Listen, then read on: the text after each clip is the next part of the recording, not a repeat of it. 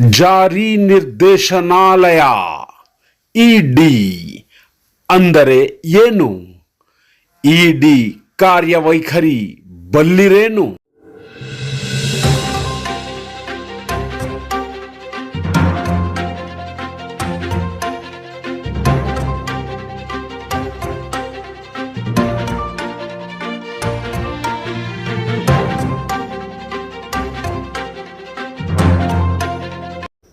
ಜಾರಿ ನಿರ್ದೇಶನಾಲಯ ಈಗ ಭಾರತದಲ್ಲಿ ಭಾರೀ ಸದ್ದು ಮಾಡುತ್ತಿದೆ. ಕರ್ನಾಟಕದಲ್ಲಿ ಮುಖ್ಯಮಂತ್ರಿ ಸಿದ್ದರಾಮಯ್ಯ ಅವರು ಮುಡಾ ಹಗರಣದಲ್ಲಿ ಅಥವಾ ಆ ಪ್ರಕರಣದಲ್ಲಿ ಅವರ ಹೆಸರು ಕೇಳಿ ಬಂದ ನಂತರ ಇಡಿ ಮಧ್ಯಪ್ರವೇಶ ಮಾಡಿದೆ.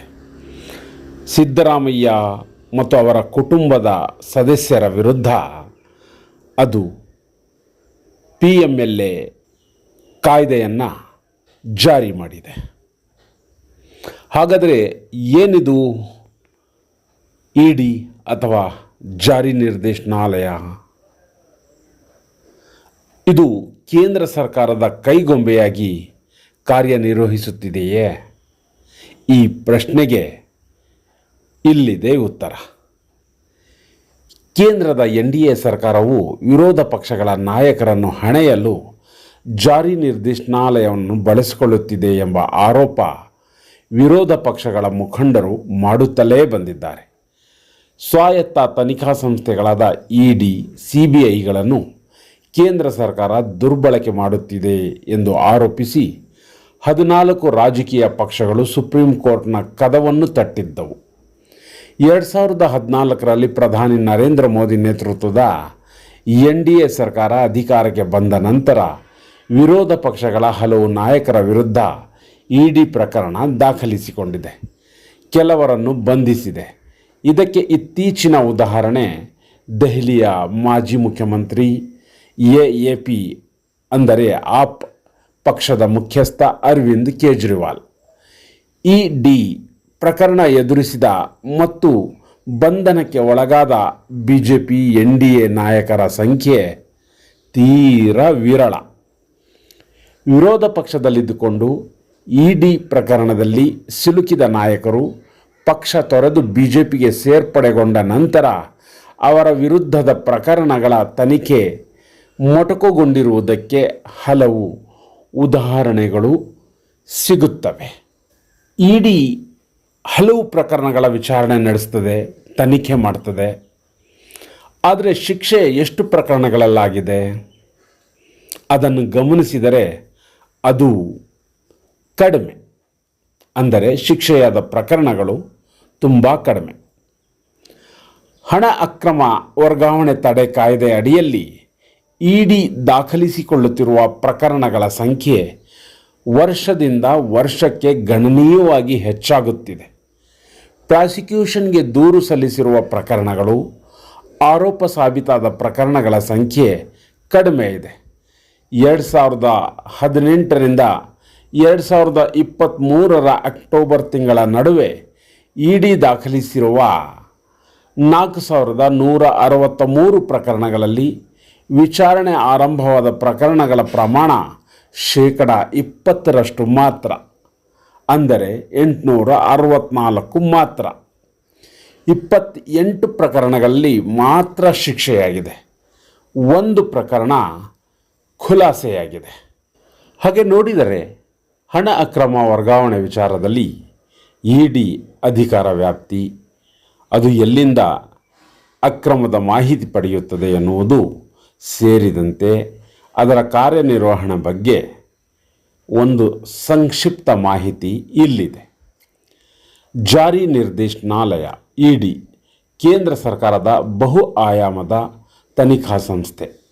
ಆರ್ಥಿಕ ಅಪರಾಧಗಳ ಬಗ್ಗೆ ತನಿಖೆ ನಡೆಸುವುದು ಅದರ ಮುಖ್ಯ ಕಾರ್ಯ. ಹಣಕಾಸು ವ್ಯವಹಾರಗಳ ಇಲಾಖೆಯ ಅಡಿ 1956ರ ಮೇ 1ರಂದು ಇಡಿ ಆರಂಭವಾದಾಗ ಅದರ ಉದ್ದೇಶ ಇದ್ದದ್ದು ವಿದೇಶಿ ವಿನಿಮಯ ನಿಯಂತ್ರಣ ಕಾಯ್ದೆಗೆ FERA ಸಂಬಂಧಿಸಿದ ಪ್ರಕರಣಗಳನ್ನು ತನಿಖೆ ಮಾಡುವುದು. ನಂತರ ಇಡಿ ವ್ಯಾಪ್ತಿ ವಿಸ್ತಾರವಾಯಿತು.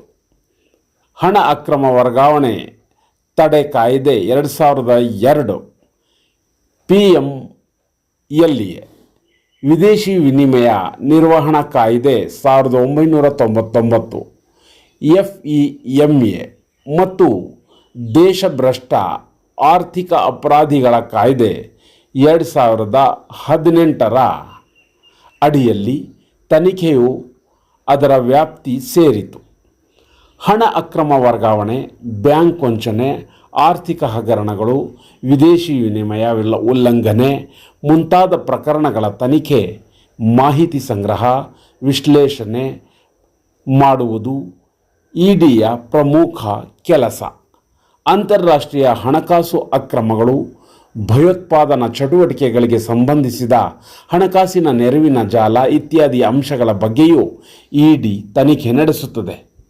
PMLA ಅನ್ನು 2002ರಲ್ಲಿ ಸಂಸತ್ತು ಅಂಗೀಕರಿಸಿತು, ಆದರೆ ಅದು ಜಾರಿಯಾಗಿದ್ದು 2005ರಲ್ಲಿ.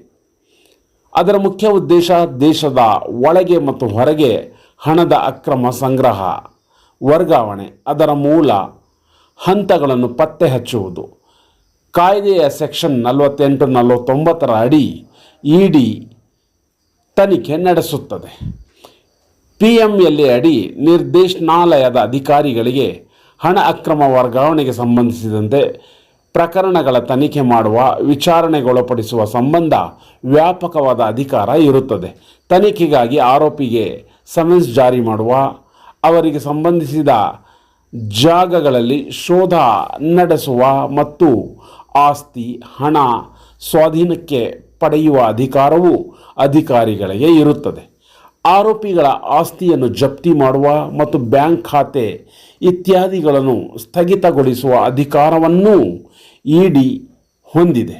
ಈ ವಿಚಾರದಲ್ಲಿ ಇಡಿ ಅಧಿಕಾರಿಗಳಿಗೆ CBI, CBDT, police, RBI, SEBI, IRDA ಮುಂತಾದ ಇಲಾಖೆ ಸಂಸ್ಥೆಗಳು ನೆರವು ನೀಡುತ್ತವೆ. ಪ್ರಕರಣಗಳ ಮೂಲ ಯಾವುದು? ಹಣ ಅಕ್ರಮ ವರ್ಗಾವಣೆಯಲ್ಲಿ 3 ಮುಖ್ಯ ಹಂತಗಳಿರುತ್ತವೆ. ಮೊದಲನೆಯದು ಅಕ್ರಮ ಹಣವನ್ನು ವ್ಯವಸ್ಥೆಯ ಭಾಗವನ್ನಾಗಿ ಮಾಡುವುದು. ನಿರ್ದರ್ಶನಕ್ಕೆ ಅಕ್ರಮ ಚಟುವಟಿಕೆ ನಡೆಸುವುದಕ್ಕಾಗಿ ದೊಡ್ಡ ಮೊತ್ತದ ಹಣವನ್ನು ಸಣ್ಣ ಸಣ್ಣ ಮೊತ್ತಗಳನ್ನಾಗಿ ಮಾಡಿ ಬ್ಯಾಂಕ್ ಖಾತೆಗಳಿಗೆ ಜಮೆ ಮಾಡುವುದು. ಎರಡನೆಯದು ಅಕ್ರಮ ವಹಿವಾಟಿನ ಹಂತಗಳು, ಅಂದರೆ ಹಣವನ್ನು ವಿವಿಧ ಬ್ಯಾಂಕ್ ಖಾತೆಗಳ ನಡುವೆ ಹಂಚುವುದು. ಮೂರನೆಯದಾಗಿ ಸಂಯೋಜನೆ, ಅಂದರೆ ಅಕ್ರಮ ಹಣ ಬಳಸಿ ಭಾರೀ ಮೌಲ್ಯದ ದಂಧೆ ನಡೆಸುವುದು, ಆಸ್ತಿ ಕೊಳ್ಳುವುದು. ಇಷ್ಟಾದರೂ ಇಡಿಗೆ ಹೆಚ್ಚಿನ ಪ್ರಕರಣಗಳು 47% ವಿದ್ಯುಕ್ತವಲ್ಲದ ಮೂಲಗಳಿಂದಲೇ ಬರುತ್ತಿವೆ ಎನ್ನುವುದು ಗಮನಾರ್ಹ. ಸಾರ್ವಜನಿಕರು ಸಲ್ಲಿಸುವ ದೂರುಗಳು, ಮಾಧ್ಯಮಗಳಲ್ಲಿ ಬರುವ ವರದಿಗಳು ಇವುಗಳಲ್ಲಿ ಮುಖ್ಯವಾದವು. ರಾಜ್ಯಗಳ ತನಿಖಾ ಸಂಸ್ಥೆಗಳಿಂದ ಬರುವ ಮಾಹಿತಿ ಇಡಿ ಪ್ರಕರಣಗಳ ಹಿಂದಿನ ಎರಡನೇ ಅತಿ ದೊಡ್ಡ 37% ಮೂಲವಾಗಿದೆ.